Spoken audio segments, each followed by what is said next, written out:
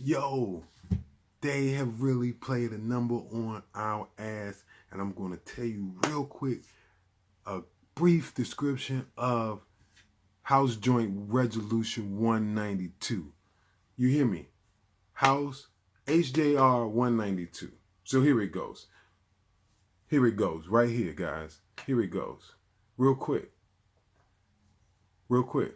Before HJR 192 was passed, Executive Order 6102 was signed into effect by President Roosevelt. Presidents run corporations. Remember that.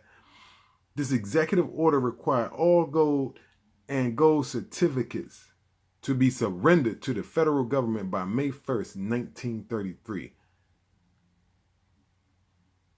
Ordered. Executive order ordered the people. And that wasn't that long ago. We need to ask some of our grandparents about this. Great-grandparents, do they remember? House Joint Resolution 192 was then passed by Congress on June 5th, 1933. This law was passed to do away with the Gold Clause in the Constitution and all public and private contracts. Public and private contracts. What's the difference, people? They gave us 12 years of bullshit-ass education and don't even teach us to decide whether we're going to be public or private. Or we're going to have public or private contracts. 1933 was also when the United States went bankrupt, which was not the first time that it went bankrupt. In fact, the United States was so far in debt that it went bankrupt 2 additional times previously. Bankrupt. How does a government go bankrupt if it's not a business, if it's not operating like a business? Businesses shouldn't have supremacy over people, private people. They only should have supremacy over their employees. Remember that. 2 additional times previously. Once in 1789, forming a constitution so that the state could sign on as a security for the Fed's debts. And then in 1861, when the southern states said no more and wanted to succeed rather than sign on to another pledging of assets to pay the federal government's debt. Then in 1933, and with House Joint Resolution 192, they took all the fucking gold. They took it all. All the true money, all the property, and instituted eminent domain and property taxes or divided land titles, and instituted the income tax to control the labor of the people. In addition, with House Joint Resolution 192, is when they instituted the birth certificates. 12 years of freaking elementary school and then another 4 years, of K through 12, then another 4 years in a university, maybe 2 more after that, and you probably been thinking birth certificates was just a common thing. That it was a common thing. That it just happens, and it's just what it is, and that's just how it is. But no, birth certificates just got instituted in 1933. So, is when they instituted the birth certificates to control the people and have the future American people become the collateral for all the federal government's debts. Yes, that's right. Your birth certificate is the title to your body, and it has been placed as an asset. And the holder has the right to taxes and fines, fees, etc. that you have to pay to the government through judgments, court cases, payroll, income taxes, property taxes, etc.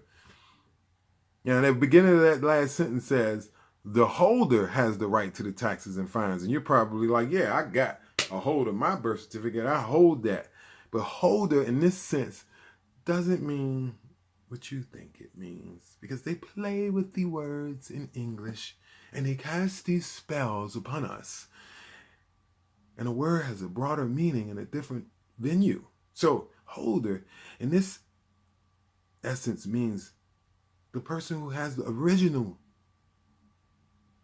You don't have your original, and you don't have the security interest in the original.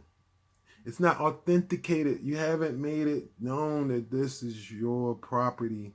You just accepted a copy and accepted the depthness to it, or something thereof. I'm just learning though. This is for educational purposes only, and I'm just reading what's been out there for what, last 70 something years.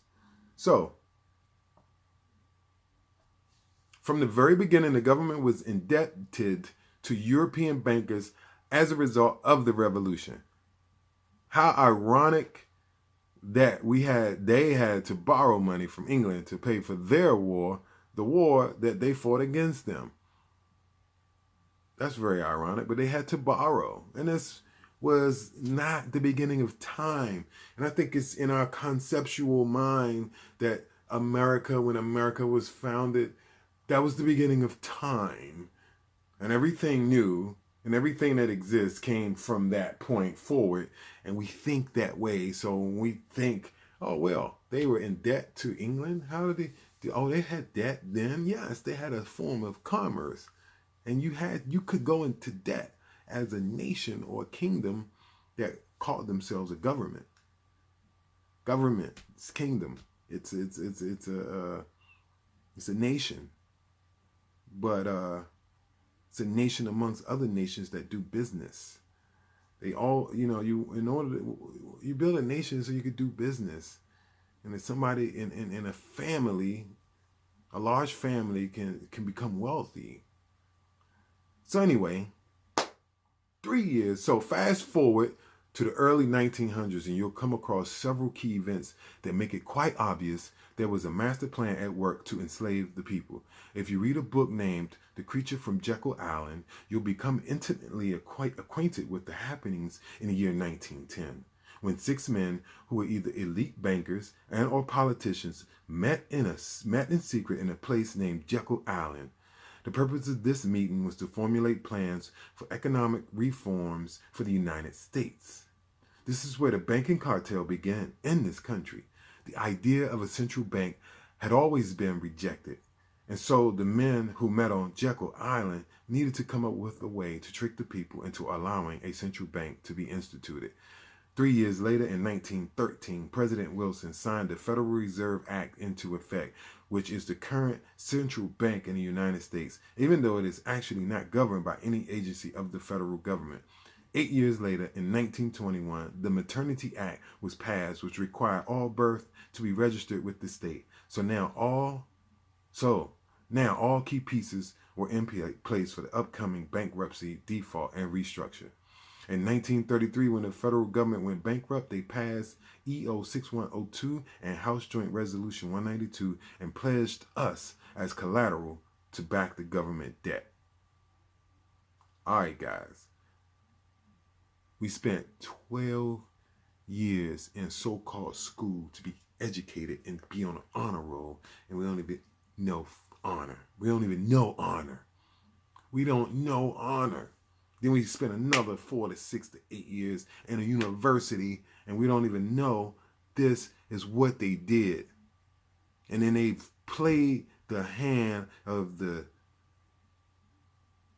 superior people of the force because of this. They've taken us and oh my gosh. And then here comes the police force. And this could be the two-edged sword. Because while this set of rules and this situation that they created was only to protect the colonizers and to protect the Europeans, it opened the door for the indigenous folk now who have fought to get we fought for them to recognize us as humans, and now we can use their laws against them, their rulings against them, and that way we can restore what was lost from our ancestors who lost this war to these people. But see, these people were fighting as well. So it's going to come back. Reciprocity. Our ancestors said reciprocity, order, justice. And it's up to us to get that justice for our ancestors. And this is the start in America. House Joint Resolution 192 and getting our birth certificate authenticated at the highest level and declaring we are the holders.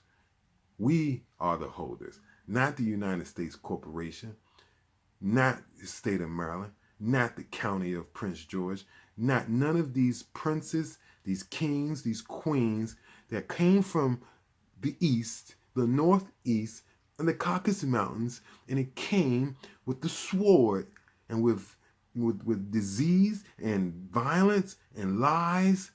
No more will we be subject to the lies that they brought with them and to the disease that they brought with them and to all these things that they brought with them that still lives on in systems of corporations that operate as artificial persons.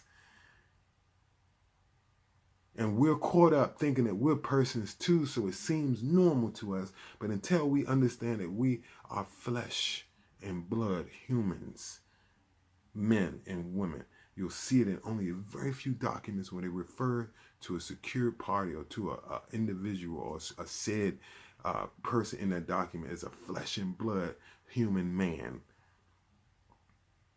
And that's when we get our power. That's when we rise up. That's when we do what we do. And I'm calling you guys. I'm not just saying this. I'm not talking this. I want to meet and I want to establish this on a large level throughout all the homes of all the indigenous people who were subjected to this beast from the east up north. We want true freedom. We don't want to just deal with the scraps. We don't want to deal with the scraps. You know, and our true freedom shows us true wealth. And true wealth is not working a 9 to 5 for 40 hours a week for 40 years of your life. That's not true wealth and freedom. That is not. I'm sorry. And paying your taxes unto Caesar. Rome must fall. And I want you guys to come with me when we watch this damn regime fall. And it will not fall in this physical lifetime, but we still will be able to see it fall in the next life through our seed. So walk with me. Let's get this kingdom back. Peace to the kings, peace to the queens.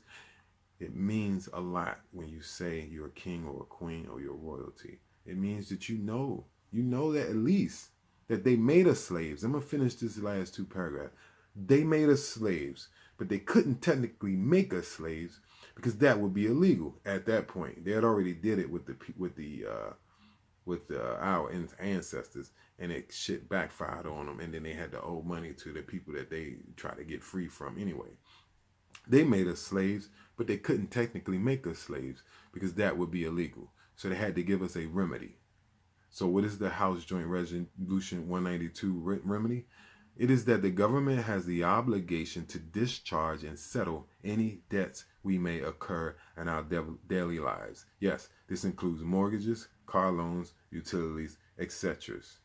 But wait, wasn't House Joint Resolution 192 appealed, they say? Wasn't it repealed? That's what people think. It's probably repealed, you know. Nah, you don't even... Guess what? It wasn't repealed. Let's see. And I'm done after this. But wait, wasn't it repealed? No, technically it was, but the provisions that brought us into having no money of substance still exist and apply in the Constitution. In other words, we didn't go back to using real money, gold and silver again. And therefore, the maxim of whoever brings the obligation must bring the remedy still applies. So the government still has the fiduciary duty to discharge and settle your debts because we still don't have access to money of real substance. And because the USA is still in bankruptcy mode, so the Secretary of Treasury is still the receiver in a bankruptcy. Your birth certificate is still a bond, and your debts are still prepaid by your future labor, property, and taxes that they are hypothecated the birth certificate and made billions of the births or naturalization of every new citizen. In fact, in every court case over $7,000, there are new bonds created and traded off your BC estate. So once you become a secured party and once you get your injunction, from what I've been reading, because this is just what I'm sharing with you, what I've been reading, then you can discharge debt that is placed upon the birth certificate name and that social security number that was given to that name. Because you are now the holder.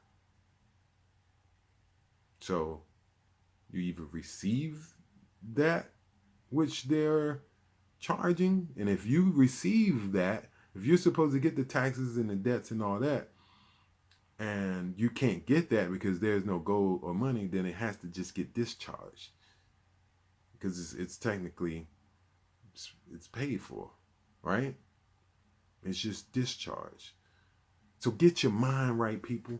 Look, it's 2018 and this daggone World Wide Web got all the information we ever need. So I want you guys to get, leave me some comments below. Subscribe. Please subscribe to this channel because I'm about to start bringing the fire up in here. I'm going to bring it, and I'm going to bring it hard, and I'm just bringing it because I want peace all over this earth. I want this earth to go back into the hands of the righteous. Mama is calling us. So subscribe because I'm in it. I'm in the books. Definitely, I know that face I just made was just like, wow, he just that's like a stinky face. But anyway, I'm in these books, y'all. And I know that you guys are in the books too. And I know that because we have these electrical brains, when we get together, we produce much more power. So leave me a comment, subscribe, tap the little bell so you can see when I post something new, because we're gonna go into on the next video. We're gonna go into Title 18 of the United States Code, Section 8. We're going to talk about that because, see, Public Law 7310 or House Joint Resolution 192, that's just the beginning of that bill. Like, when we talk about Title 18 USC Section 8, then you're really going to be like, damn, they wasted my time. 12 years of your life, and I'm not even going to go. We're going to talk about so much on this channel. So subscribe to King. It's me, the King, the Ading, Suit and Kim coming at you, or In Suit Kim coming at you as often as I can, guys. And we're going to get this daggone knowledge. We're going to, look, we're going to restore. We're going to be responsible. We're going to be responsible for Mother Earth. It's our time to be responsible for Mother Earth and the inhabitants of it. There's so many people who are lost and they need the guidance from true righteous natures, true righteous people of nature, and not people of imbalance and anti-nature. Excuse me, I've stumbled over those words. But yeah, subscribe to my channel, and look, we'll talk about this next time. So much to talk about, and we'll talk about it next time. Peace to the kings and the queens all over. Peace.